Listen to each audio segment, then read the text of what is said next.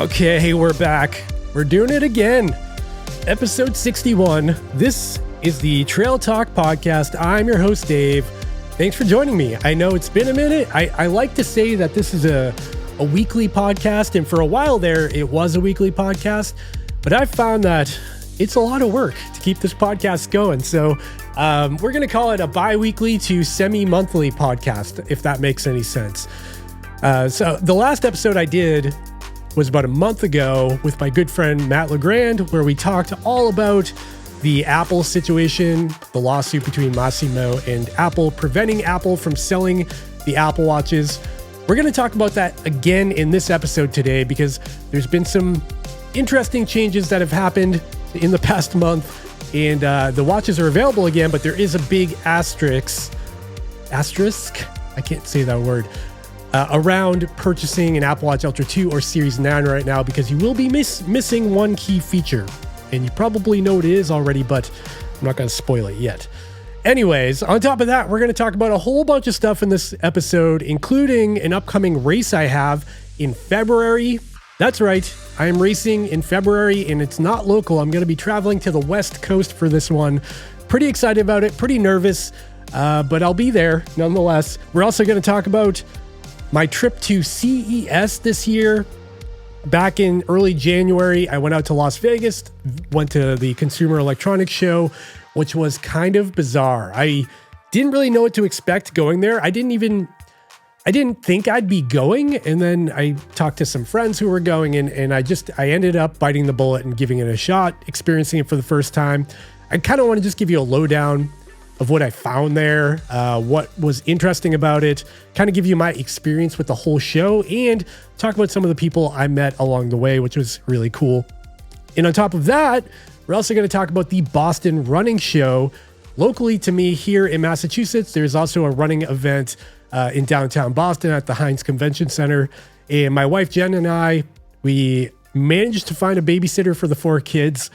They hung out at the grandparents' house, and we both went into Boston because there was a very specific reason we went in to the show, because Wahoo, the company Wahoo, unveiled their brand new treadmill, a new product from them called the Wahoo KICKR Run. This is the first treadmill that Wahoo has ever made.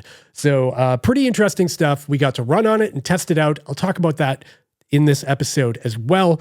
And if you want to learn all about that, I also have a review or a first impression style video over on the main channel on YouTube as well. So go check that out, but not until you finish this podcast episode. We're also going to talk about a new product from Sennheiser that I found kind of interesting. And finally, but not lastly, or least, a new Coros update, which I have a video about on the main channel as well, but I'll talk about it here. And then we'll wrap this episode up with listener Q&A at the end. Whew, there's a lot of stuff, so buckle up. Before we get there, couple of shout outs. Shout out to you, the Patreon people out there, Patreon and YouTube members. I really appreciate your continued support, and I was really shocked. I posted a video, a couple of weeks ago about, it was a weird video for me because it wasn't like fitness techie. It was about how much money I actually made in 2023. You know, this time of year, we're all doing our taxes and stuff. And I just made a video about like how many views I got, what that converted to in terms of money, and how much YouTube actually paid me. Of course, it's only one piece of the pie, being YouTube AdSense, and like how much money they directly pay me. And then there's other revenue streams. But the really interesting thing about that video was there was this really outpour. Like, I did not expect this at all. An outpour of support in the comments. I got a whole bunch of like super thanks. And if you don't know what that is, it's like a donation. Basically, people just sending money through the comment system of YouTube. You can super thanks like $5 or $10. Someone even gave me $25.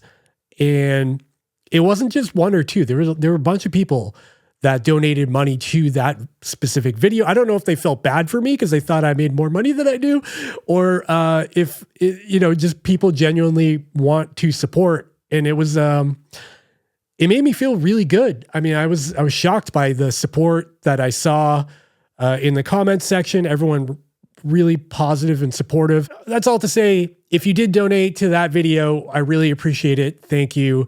And if you joined Patreon recently, I really appreciate it as well. It means a lot. Okay, let's move on to the first topic. I guess we'll dive right into the race I have coming up. I'm going out of order from how I open this podcast, but whatever. It's my show, so I'll do what I want. The first topic here, the big Alta 50K. This is in California. So this is Marin County, California, which is just outside of San Francisco. And it's going to be on February 24th. There's two different versions of this race. There's a 50K and then there's a 28K. And I got to tell you, the course looks spectacular. Like I'm an East Coast guy. You know, we have East Coast trails where there's a lot of rocks and roots and it's slippery and muddy and rainy and cold. And it's just so much fun around here. But the trails, the pictures I saw of this area look absolutely beautiful. And I'm looking forward to getting my New England butt kicked on some West Coast buffed out trails. I'm very excited about it. Now, the way this worked out, if you follow the main channel, a couple of months ago, I think it was October, I want to say, I was invited out to Washington State to the Mount Rainier area to do some trail running and hang out with a brand called Goldwin, who makes really high-end apparel for like rain jackets, and they make running clothes now. And they've also partnered with Dylan Bowman from Free Trail, pro athlete, also a podcaster, also has his own shoe from Speedland. Goldwin is a big sponsor of this race, the big Alta 50K, as well as Free Trail. They've partnered together and they've invited some people from YouTube, including myself and a few others, out to run at the big Alta 50K. So I will be flying out at the end of February. We're going to run the race, hang out with some other creators around this race, hopefully get some time with Dylan and the team from Goldwin, learn more about their new products, and I'll probably post a video about it, about the whole experience. So pretty stoked. Now this 50K, like I said, it's on like buffed out, beautiful California terrain, but there's quite a bit of vert. Did I say vit of vert? There's a lot of vertical, a lot of elevation gain. We're looking at 7,300 feet of elevation gain over a 50K, which, yeah, it's not record breaking or anything, but it's quite a bit.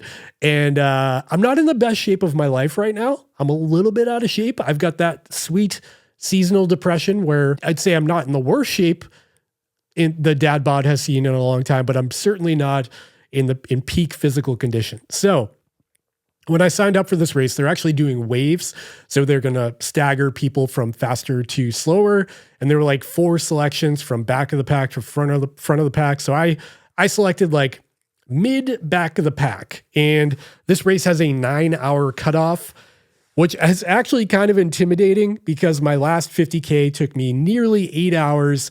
And that one had about 5,000 feet of gain. Granted, it was in New England where it's very rocky. The trails are way less runnable, even though there was less elevation gain. So hopefully things work out at this race. Either way, we'll be out there and we're going to see what I got in the tanks. The sad part is, you know, I just found out about this race like a couple of weeks ago that I was definitely going to be doing it. And by then the hay's already in the barn. Like I can't really up my training when I've only got 4 weeks before the race. So really I have like 2 weeks to cram in some training and then we're going to be tapering for the event. So it is what it is. Stay tuned to the main channel and to the podcast. I'm sure there will be other creators out there. I'm not going to say their names just in case they don't want to be public about it, but it would be cool if I could maybe do a podcast there with some of the other trail running creators that I know will be there because they're pretty cool. So I'll try to set something up and bring some gear and maybe we can do that. So stay tuned for a future episode. With that, let's dive right into the CES trip highlights. This was a wild trip. So I flew out to CES. The CES was, I believe, January 9th through the 12th was the event window. And I didn't really want to stay for the whole thing, mainly because I'm paying out of pocket. I mean, to get a hotel room and flights and stuff. And the hotel rooms during CES are astronomically expensive because they know people are there for CES.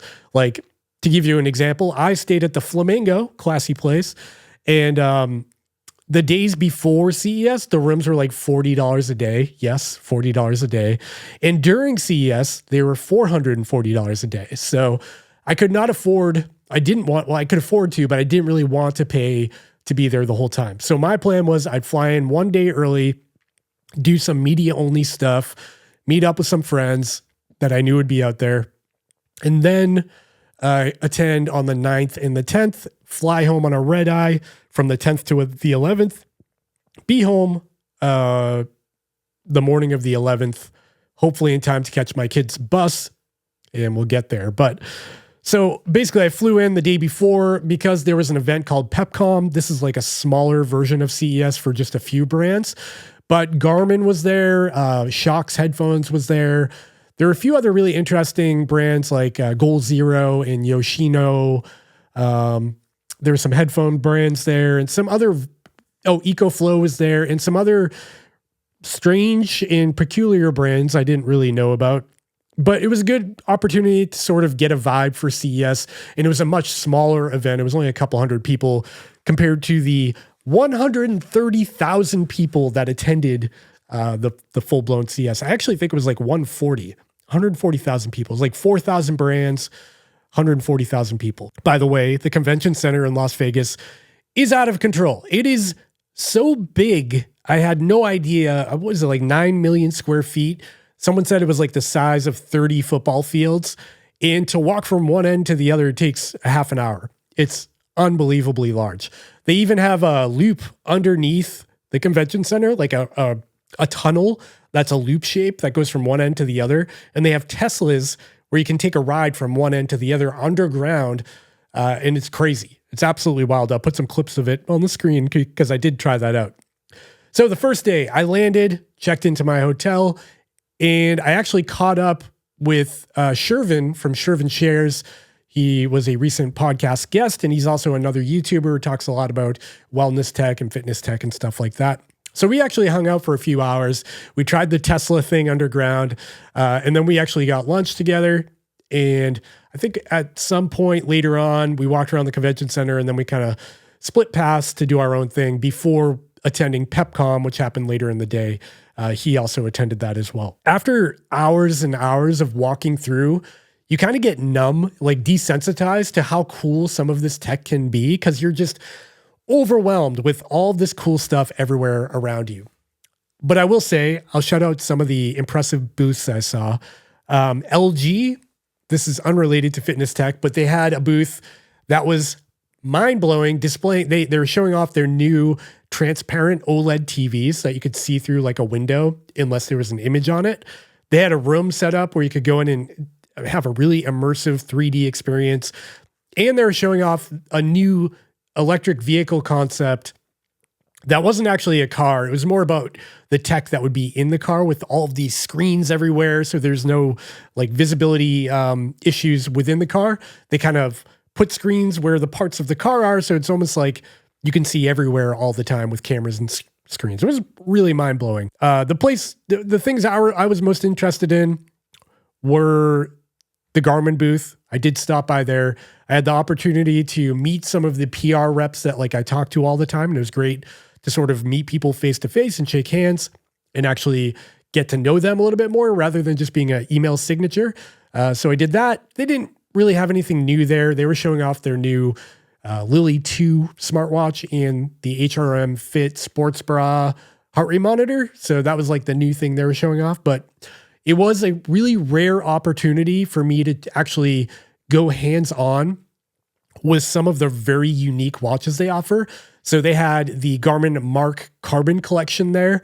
Those are like $3,000 carbon fiber watches that are basically like a Garmin Phoenix, just inside of a very expensive case. And I got to actually touch and feel and see what those were all about, which was kind of cool. Rare opportunity.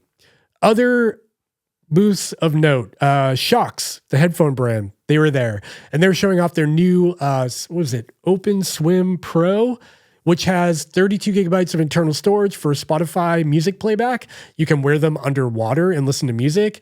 You can wear them in a downpour because they're completely waterproof. Pretty cool. There was the Mojawa headphone company was there as well. And they had a very similar product to that Shox headphone I was just talking about, bone conduction, waterproof. But this one actually has a heart rate sensor built into it, which takes your pulse from your temple while you're wearing the headphones. I thought that was really cool. Of course, on top of that, we had all the smart ring companies, Ultrahuman, Oura Ring, Ringconn. It was good to stop by those booths. But I think the most important smart ring at this event was actually from Amazfit, oddly enough. So Amazfit, if you don't know, they sell GPS watches, smartwatches. I cover them on the main channel in terms of review. They've grown in popularity over the years, and now you can buy them at Best Buy. They've expanded quite a bit. They're pretty well known in America now. And they announced at CES that they were going to be making a new smart ring called the Helio Smart Ring, or the Helio Health Ring. I forget what they're calling it. But the idea behind it is that because they make watches and now they're going to have a ring, all the metrics between your ring and your smartwatch will work together. So if you don't want to wear your watch for a while, you want to take it off while you sleep or whatever, you can wear your Amazfit ring to bed and still collect sleep data just like you would while you wear your watch. But now you don't have to actually wear your watch. And I think this is a pretty smart move. And I'm surprised other brands like Garmin and the larger smartwatch brands haven't done this as well. I know Samsung just announced their smart ring, which is a whole nother can of worms we should probably talk about. If you didn't know, at their Samsung Unpacked event, they talked about their new phones, but they also showed off their new ring for a brief second right at the end of the show. I'm not even going to go into details on that because it's all speculation right now. But I can imagine that Samsung's ring is going to work a lot like how Amazfit is doing it, where Samsung sells watches and phones, and now they have a ring. So maybe when you go to bed, you don't need to wear your watch to collect all of your sleep data. Super smart. And I think it's going to go a long way. And it's probably the beginning of sort of a trend of this happening. So there's the Ultrahuman Helio ring.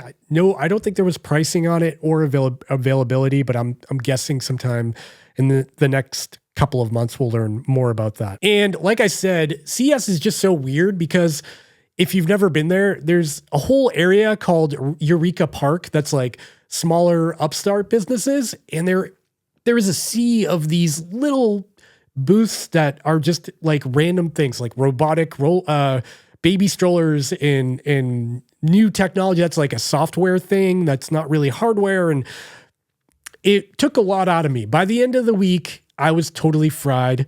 I was averaging 35,000 steps a day, according to my watch. And I think I ran twice, but only for a couple of miles. It was a lot of walking and a lot of talking. And by the time I got back on the plane to go home, I was totally fried. By the way, shout out to the guy at the airport. I had dinner at the airport. I took a red eye home from Vegas. And I was talking to someone at a bar. It was like a California pizza kitchen or something. I got dinner, had a beer, and there was a guy sitting next to me who also attended CES, and he just randomly paid for my meal. And I thought that was really nice of him. So shout out to that guy if he happens to be listening. He's probably not listening, but hey, why not give it a shot? Okay, so that was CES. I'm not going to talk any more about that because I'm wasting the whole episode talking about CES. So let's jump over to Apple for a minute. Let's talk about Apple news. There's a couple of things, two parts to this.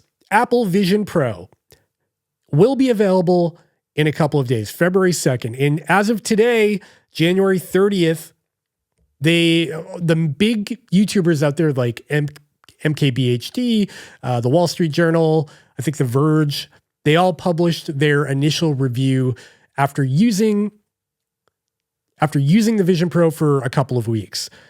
And I found them to be pretty interesting because none of them were glowingly positive. It's a really interesting product. I'm not sure how it's going to be adopted. And the way I see the Apple Vision Pro is it's a new piece of tech that's mainly exists for developers right now because the Apple Vision is a whole new platform that's going to require very specific apps that are good for augmented reality, productivity, maybe gaming, maybe content consumption. And those apps just don't exist yet. except for a handful from like Disney and all those big names like Netflix. But right now, it's just a foundation for what it could be down the road. And watching some of these reviews, it reminded me of that fact. It's very heavy. It's got a battery connected to a wire you have to keep in your pocket. It just doesn't feel like it is very Apple-like. It's very polished and refined looking and high quality. And it's got dials and buttons that are all very strategically placed. The visuals inside the display look absolutely amazing, but it just doesn't feel done. It doesn't feel like this is a final product. I think the Apple Vision Pro is going to be the first of many iterations of this, in that this one is here to start the conversation and to get developers on board. It may be a couple of years, maybe a year, 2 years from now, there's an Apple Vision non-Pro that is not $3,000, that is lighter, that has a built-in battery, and that is what we want the Vision Pro to be, I think. But that's my take on it. I've been battling with this because like every content creator and YouTuber out there is sharing screenshots of them buying the Vision Pro.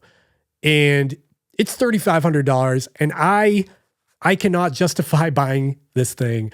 And I've been trying to find a way to like, in my mind, like how could I work this into my content? Like, is there going to be workout apps? Like, can I wear it on a treadmill? It's find some way to tie these things together so I can validate the reason for pre-ordering, but I just can't do it. So I have not pre-ordered, but I do know like every friend I have that makes content has pre-ordered. So it's going to be really interesting to see what kind of content comes out of these things, what the Vision Pro is actually good for. It's really like, from what I've seen so far from the reviews I just talked about, they're marketing it as like a computer alternative. Like, instead of your laptop, wear this thing on your head. But like, do you want that? Do you want something strapped to your head that only has two hour battery life? I don't know if I do, because I can't think of a situation where I could be like in my living room with my 4 kids around and have this thing strapped to my head and be totally like isolated from them. I mean, it sounds nice, but I don't think my wife would appreciate that. So the Vision Pro, I have mixed feelings on. I want to hear your feelings on it, actually. Comment down below on YouTube if you're watching the video version of this podcast. Comment down below. Make sure to comment and let me know what you think of the Vision Pro and what use case it actually provides and what value it will provide for users out there. Very interested. So the other bit of Apple news has to relate to the Apple Watch Ultra 2 and the Apple Watch Series 9, because if you listen to the last podcast, Matt Legrand, my good friend Matt, shout out Matt, YouTube channel, go check him out. We talked about the law situation, the legal actions between Apple and Massimo. And for a while there, you couldn't buy an Apple Watch. It was banned for a while. Then it came back in the market. Then it came back off the market. And now it's back in the Apple Store. You can buy an Apple Watch again, which is great. However, here in the USA, there is one big stipulation. If you buy an Apple Watch after January 18th, which was last week, you will not have, well, let me clarify. If you buy an Apple Watch Ultra 2, an Apple Watch or an Apple Watch Series 9 in the United States, only affects the United States, after January 18th, you will not get the pulse oximeter sensor. It will be physically in the watch, but it will be disabled from a software level. So you will not be able to pick up your blood oxygen saturation level. That's kind of a bummer. And that's kind of a main selling point of the watch. Like, if you look at the marketing material, the SpO2 sensor is one of the, sensors of the watch. It's a main feature. It was introduced back on the Apple Watch Series 6, and they kept it around until now.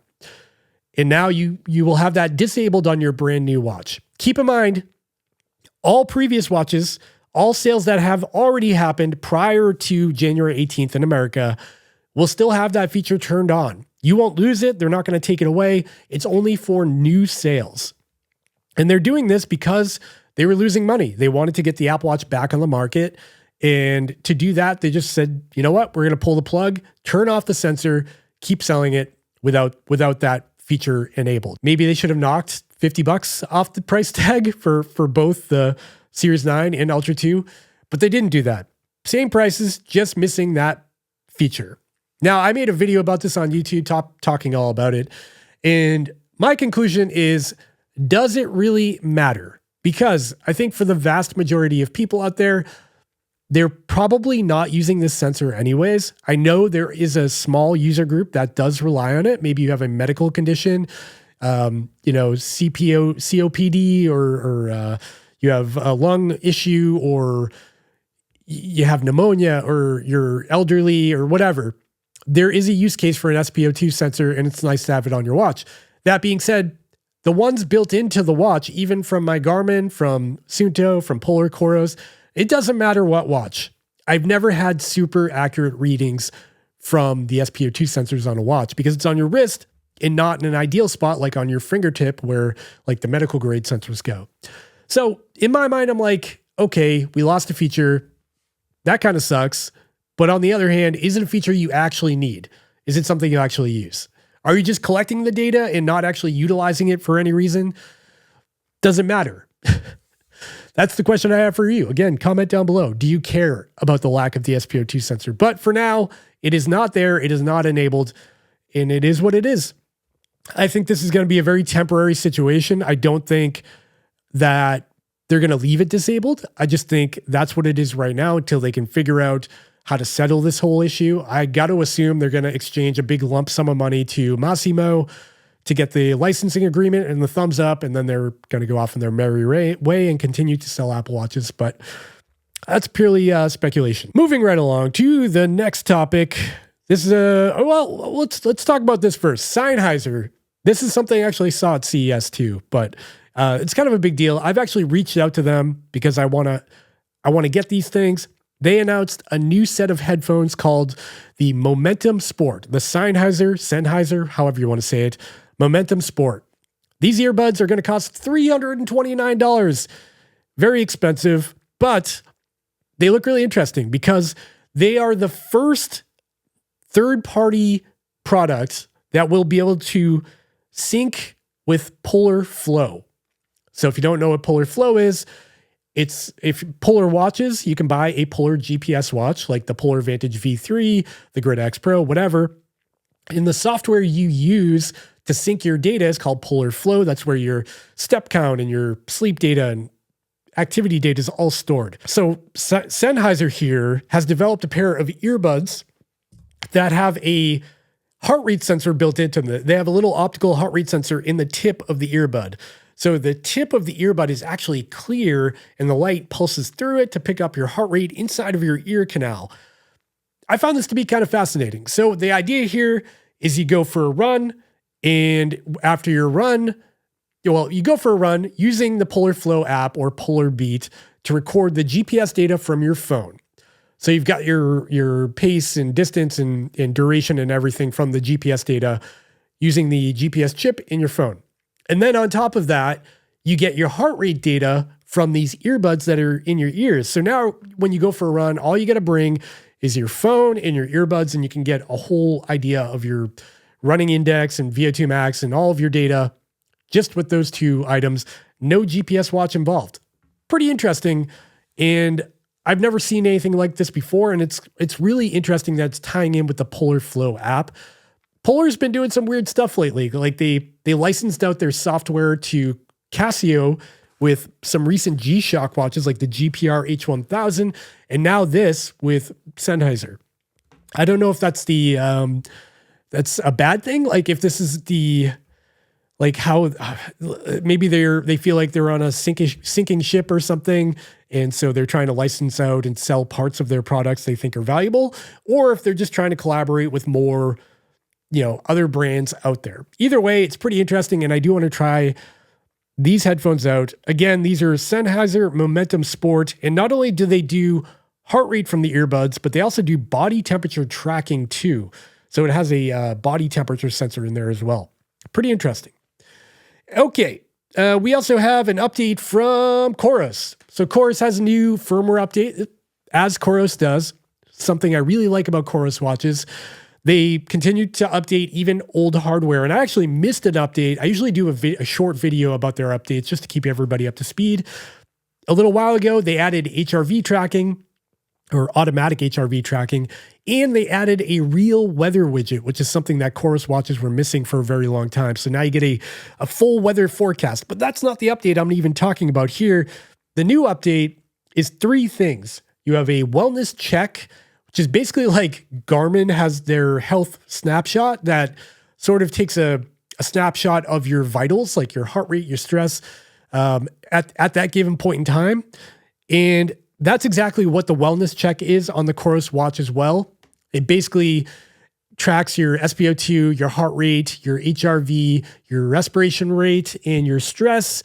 And it kind of just plots that out in a historical way. So you can kind of take a snapshot, not a health snapshot, but a wellness check, and it will store that in a whole list of history so you can go back in time and see what your wellness check was for a given date. It is cool. I don't know the use case of it or how I'll use it every day, but if you are like sick or something and you just want to check in on yourself, you can do the wellness check. Welcome to have it. Another new feature on Coros is stress tracking. This is pretty cool. So Garmin, again, had stress tracking before, and now we have a very similar thing on Coros with stress tracking.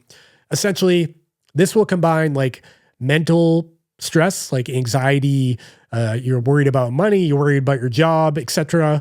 But on top of that, it'll also show you your physical stress on a daily basis, like going for a long run, recovering, even drinking too much alcohol. That'll all be reflected on the stress chart. And it has seemed to be pretty accurate. I've been testing it for a couple of weeks, and it's pretty cool. It's just as useful as Garmin stress tracking, and that's to say, I think, pretty useful. I do think people read too much into this stuff sometimes. Like they're like, oh, my body battery's low, I better not go for a run today. Where you probably should be looking at it as sort of like a secondary validation and not your primary source of information. But I do think it's still pretty cool. I'm glad to have it. And the final thing they added is a new running form test. This one is very overwhelming. So basically the idea is you have to wear a Coros pod. So I have the Coros pod 2. You wear that on the back of your shorts. And then you go out and do a workout outside with GPS data. I think you can do it indoors as well, but I did mine outside. And then they do a guided workout. So there's a 5-minute warm-up, and then there's a 5-minute workout stage. And basically it tells you to stay within a target pace of like, I think mine was like 7:21 per mile to 8:04. And during that time, it'll take a bunch of measurements by combining the accelerometer and the gyroscope in the watch and the GPS data, along with your running dynamics from the Coros pod that's on the back of your shorts. So it's getting your ground contact time, your left-right balance, your stride ratio, all that stuff, and combining all that data into a running form test. At the end of your activity, it spits out a running form score that goes from 0 to 100 to give you an idea of how good your form is. And then it breaks it down really granularly into a bunch of different details about that running form test, from your balance to your running power to your efficiency. And it's very interesting. There's a whole bunch of details to go through. And for me, as a normal everyday runner, the output of this test, I don't know how valuable it is because I don't know what to do with that data or how to correct things. I do think if you have a running coach, or maybe you're just more advanced than me, you'll know how to use this information, but it does provide a bunch of information. My other issue with this, I mean, not so much of an issue, but I don't know how accurate it is because there's no real way to compare apples to apples when it comes to your running form test. Like I can't use a competing device or to try to generate a different score or try to replicate it. So I don't know how accurate it all is or how useful it could be, but it is a new feature on the Coros watches. You will be getting it actually February 1st, right around the corner, on your watch and in the Coros app. So I've been testing it in beta. It's going to be available in a couple of days on February 1st, probably by the time I post this podcast. Okay, now it's time for the final topic of this podcast before we get to the Q&A. That's going to be my experience at the 2024 Boston Running Show that happened last weekend. That was like January 28th or something. I forget the actual day. So the Boston Running Show is it's kind of like CES, but for running at a much, much smaller scale. There's probably like 50 brands there, from Hoka to Ultra to different, hydration packs, to Solomon, to Asics. There were also some new products. I forget the name of this hydration pack, but it basically had like a bladder at the bottom of it to try to balance out the weight instead of having a full length bladder like most common hydration packs. I feel like the booths weren't really showing off anything new. I went to the Hoka booth. They didn't have any brand new or exciting shoes. They were basically just selling shoes. It was like a retail spot. And the same with Ultra and Asics. Like, no one had any groundbreaking stuff. However, the sole purpose I went there was for one very important reason. Wahoo. Wahoo was there. And if you don't know who Wahoo is, they've been making bike trainers and watches and stuff in the fitness realm for a long time. I think 10 years or so. And their big claim to fame is really high quality bike trainers. And now they've designed a new treadmill. So they've got a new product called the Wahoo KICKR Run. And they announced it, or they showed it off for the first time in public at the Boston Running Show, right near me, half an hour away from where I live. So I was super lucky in that my wife and I got to go. We scheduled a time with Wahoo ahead of time. I talked to their PR team, and I got to go and test out the new Wahoo KICKR Run myself. I got to let my wife try it. We tried it for like a half an hour, 40 minutes, see what it was all about. And it's really cool. So let's do some of the heavy hitters here. So first of all, I do have a whole video about this on YouTube. Go check that out if you want more detail and more B-roll shots of it. But here's the heavy hitters. This thing retails for $5,000 in the USA. It's going to be available sometime in June. So super expensive, not available yet. The reason why it's $5,000 is it's a very high quality treadmill, super beefy looking, like big. It's mainly made out of metal. It's very heavy. It weighs about 350 pounds. It's got a 15-degree incline, a -3-degree decline. But most importantly, well, there's a couple of things here. The really unique things about this is, first, the top speed goes up to 15 miles per hour. That is very fast. That's a 4-minute mile pace on a treadmill. And if you look at residential treadmills in that like $2,000 to $4,000 range, you're going to find that most are limited to about 12 miles per hour. So that's number one. Number two, it's got a very interesting set of features when it comes to pace control. First, you can fully control this thing from Zwift. You can pair the treadmill to Zwift, which is like a virtual running game. They kind of gamify running on a treadmill. Zwift Run has been around for a while, but this is the first time on a treadmill that I found it to be actually fun and useful. So if you're in Zwift and your avatar is running up a hill, the incline will actually move up automatically on the treadmill. And the same, if you go downhill, it'll decline automatically, which is super cool. But there's actually two more party tricks up this thing's sleeve. First of all, there's something called terrain mode. And terrain mode will actually allow the deck of the treadmill to tilt left and right. So while you're running, your body will actually be compensating for varying terrain.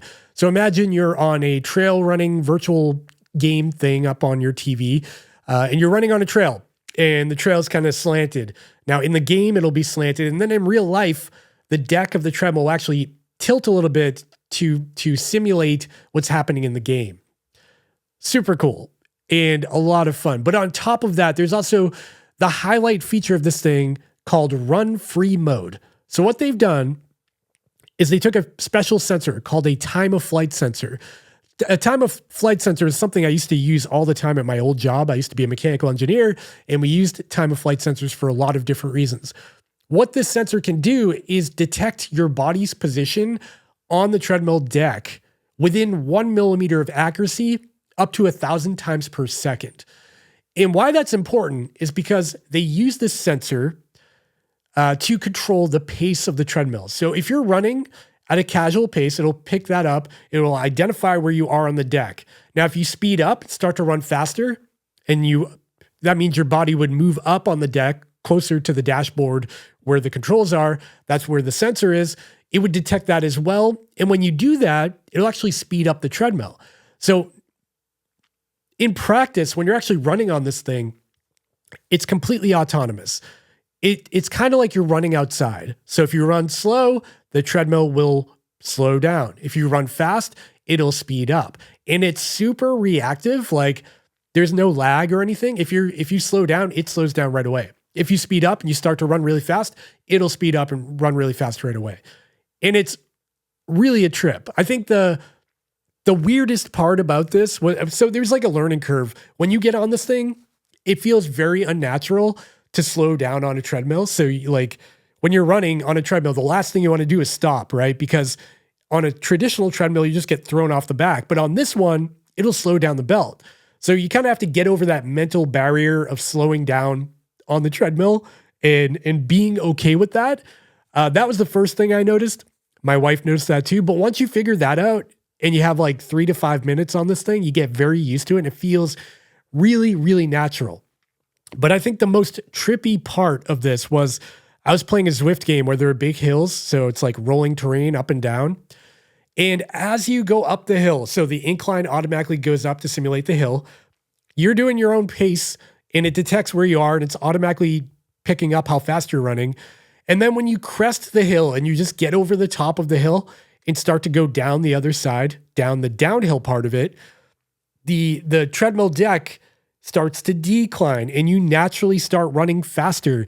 And it feels exactly like what it feels like to run outside. It's really weird. And they've simulated this really impressively. Now, the weird thing I think a lot of people will struggle with here, first of all, the price is $5,000. That's going to be the biggest struggle a lot of people face with this treadmill.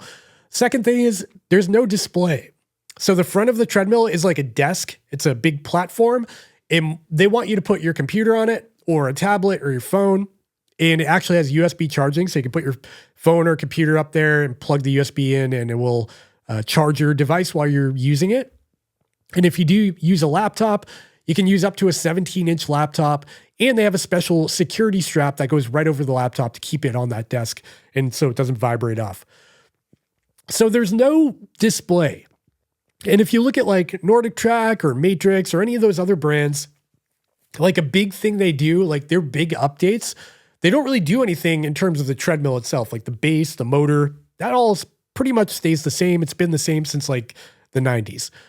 But what they do every year is like, oh, we got a new 32-inch OLED model and whatever. It's some new display that they put on the treadmill. And that's really what gets updated every year. Where Wahoo's taking a totally different approach and not giving you a display at all and telling you to put your own display on it. And I think I like that. It's a bummer. It's so expensive without a display. But when you think about it, one of the things that gets outdated the quickest on your treadmill is that display. Like I have a Nordic Track X11i. It's got a tablet in it with an 11-inch display that feels kind of small now. And the operating system is Android. I can tell they've skinned it or whatever, but it's not very fast. Like I have to tap on things a couple of times. It's pretty slow. Like I have an iPhone 15 Pro. So compared to this, it feels like old technology. And that's because it's 5 years old. So it is kind of old technology.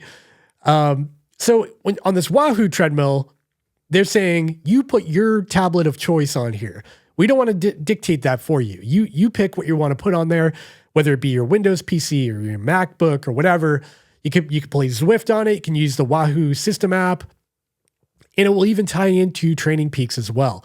And it's going to be open source, so they put their code out there, and any other developer is going to be able to work with Wahoo on this as well and tie into this and utilize it as well. So that is the Wahoo KICKR Run. It's a really wild treadmill.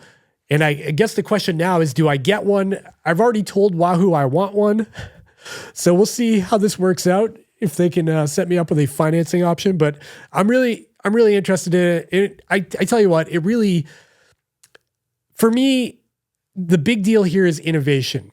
We've been living a long time with the same old treadmills. Like Nordic Track has been pumping out the same garbage for X amount of years.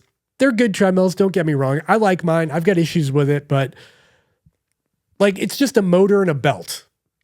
And then there's like speed controls for tilt and whatever. And everything's so manual, right? Where this is the first time it feels like a company has really sat down and kind of started from the ground up all over again. Like, how can we make this experience better? How can we make users think about treadmills differently? And they did it.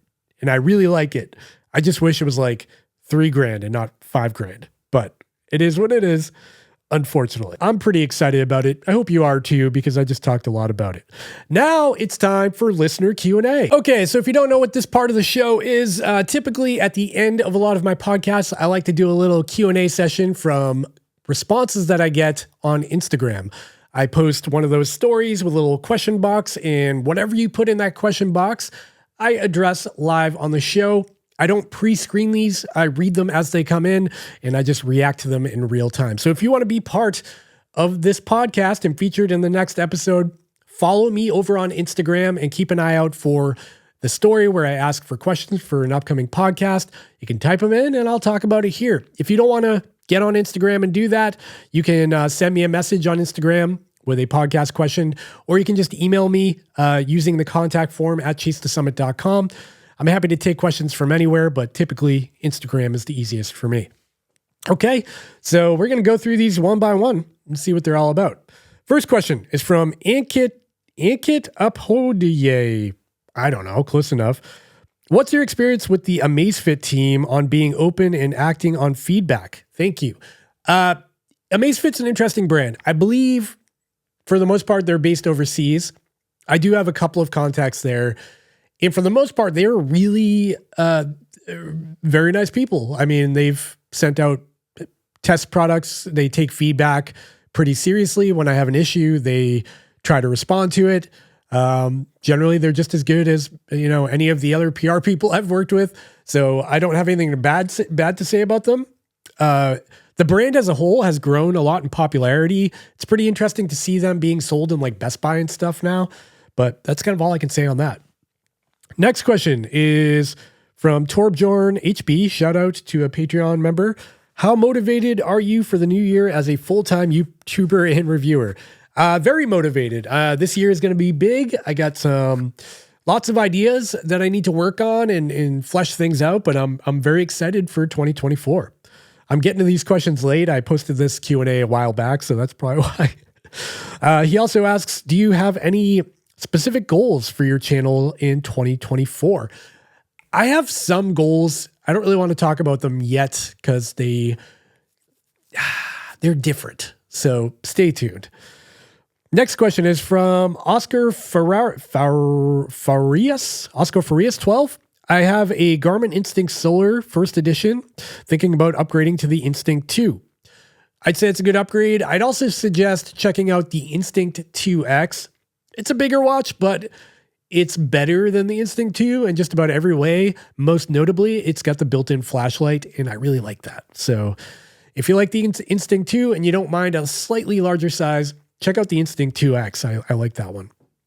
Next question is from Timno Ho. Do you anticipate a Enduro 3, Garmin Enduro 3 this year? That's a good question. The Garmin Enduro 2, I believe, did it come out 2022 now?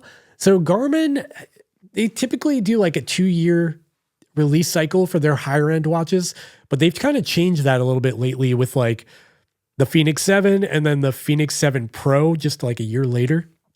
So I don't know what they're going to do with the Enduro.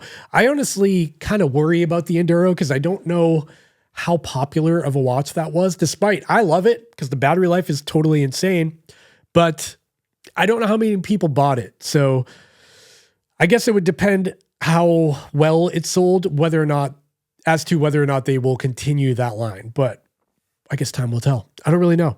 It's hard to say. Do you prefer a 47 or 51 millimeter used for only running?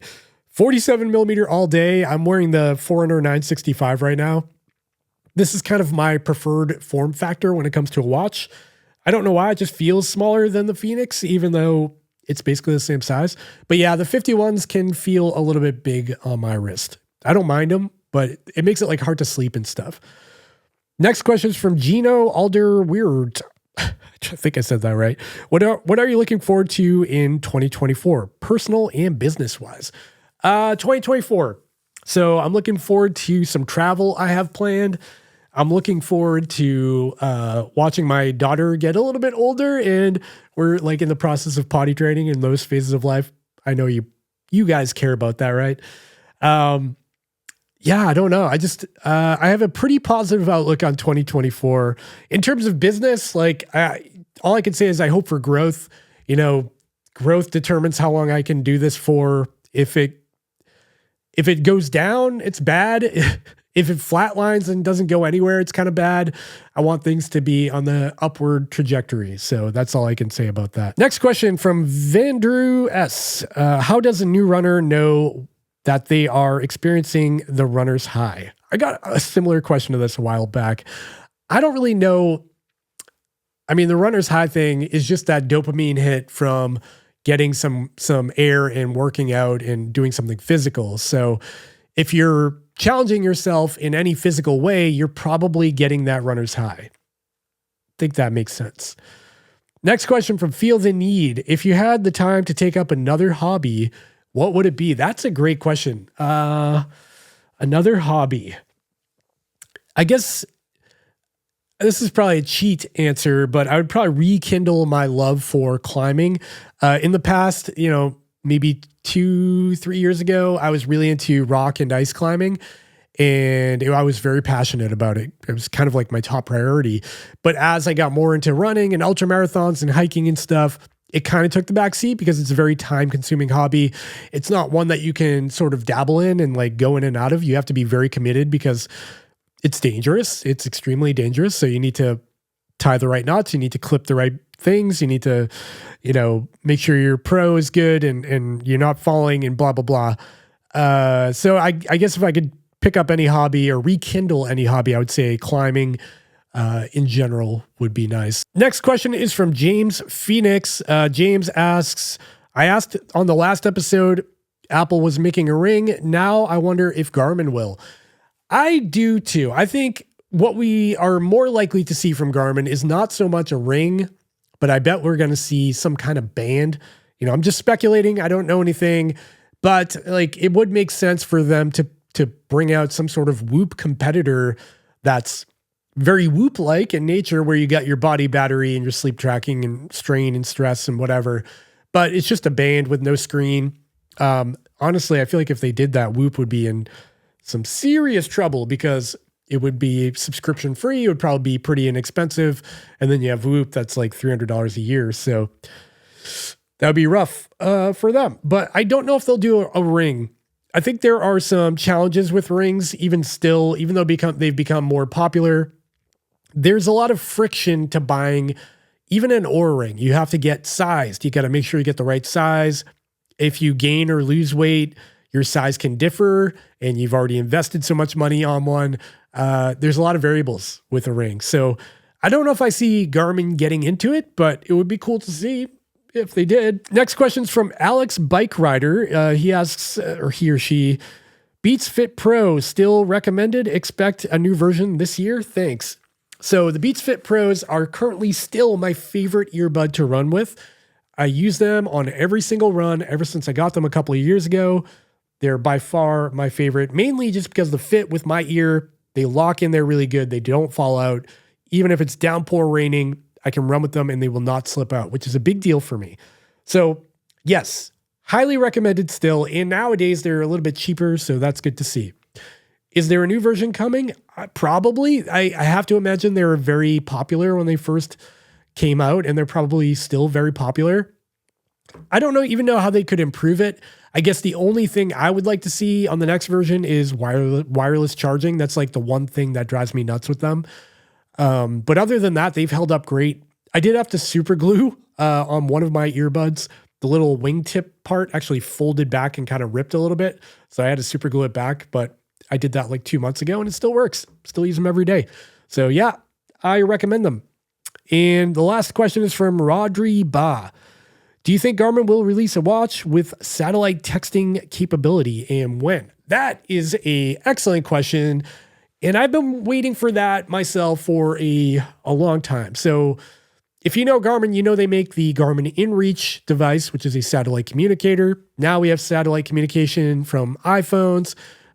There's a new Motorola Defy product that's another satellite communicator. That Garmin's had InReach around for so long, but they still haven't incorporated it into their watches. The big hurdle, I think, there is that InReach used to be a separate company called Delorum. Delorum was around for a long time, and they made the InReach product. Then Garmin bought Delorum. They rebranded the company to Garmin, and now it's called the Garmin InReach. But that team, that InReach team, is still in a separate building. I think they're in Maine, I want to say. So the InReach team is like in Maine, and then the other Garmin people are in Kansas. And I don't know how much overlap there is between the development team from the watch side of things and development for the InReach side of things. Maybe they do work together. I don't really know how it works, but they seem like very different products. But I do hope, I would love to see InReach in a watch. That would be super sick because, I mean, I know nowadays in my area, at least, like cell phone reception's really good. It's come a long way. It's really not often I find myself even in the mountains without service, but it does happen. And those InReach devices are really important pieces of mind. It can be a life-saving thing. So I would love to see it. I don't think we're going to see it anytime soon, though. I think the problem is the technology is too big still. Like you need a physical antenna on your device for it to work well. So if you look like the InReach Mini, for example, has that nub at the top. The Garmin InReach Messenger is like a hockey puck. It's pretty big. And to take that and shrink it down into this is a whole different ball game, especially when these are already so packed. Like you got GPS, gyroscope, accelerometer, etc. inside a tiny little package. You have to put a whole nother layer of tech in there. So it would probably be a pretty chunky watch. And I don't know if our technology is there yet. So that is my answer. All right, friends, we have reached the end of the Q&A and kind of the end of this podcast because I've been recording for over an hour. So if you enjoyed this podcast, I really appreciate you tuning in. You made it to the end of the episode. And if you made it this far, I'd really appreciate it if you headed over to the Chase the Summit Trail Talk YouTube channel and hit that subscribe button. Give me a thumbs up on the video version of this podcast because we're approaching 4,000 subscribers over there. Really appreciate all the people that subscribe to that. And I want to continue to grow it. We're going to keep the video version going of this podcast along with the audio version. They're going to live in tandem, and I really appreciate it. So head over there, comment on the video, give me a like, subscribe, check out the Patreon. Like I said before, it will be linked in the show notes down below. I'll try to have links to all the other stuff I talked about in this podcast in the show notes as well. I hope you guys and girls had, a great past month. I know it's been a while since I checked in on the podcast. All right, stay tuned for upcoming episodes. Like I said, I'm going to be out in California racing the big Alta 50K. There will definitely be a follow-up for that and a lot more. So I think I covered everything. Visit the merch store, get some merch. And that's it. All right. Thanks for tuning in. See you next time. Bye.